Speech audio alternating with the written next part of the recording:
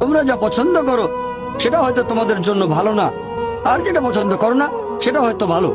তোমরা এটা জানো না, তবে আল্লাহ জানেন।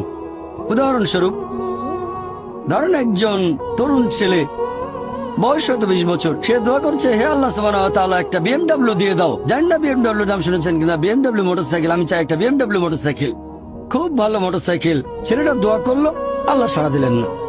হয়তো আল্লাহ জানেন যে আল্লাহ যদি তাকে মোটরসাইকেল দিতেন, সে অ্যাক্সিডেন্ট করতো, পা ভেঙে ফ্র্যাকচার হতো, পঙ্গু হয়ে পড়ে থাকতো।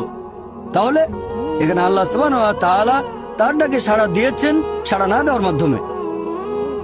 আল্লাহ তার ডাকে সাড়া দিয়েছেন সাড়া না দেওয়ার মাধ্যমে। আল্লাহ তাকে মোটরসাইকেল দেননি কারণ সে ভালো বান্দা, সে খুব ভালো মানুষ, সে যা যাচ্ছে তা ভালো হবে না আমি জানি, কিন্তু সে জানে না, তাই আল্লাহ দিচ্ছেন না। এভাবে আল্লাহ সাড়া দিচ্ছেন সাড়া না দেওয়ার মাধ্যমে।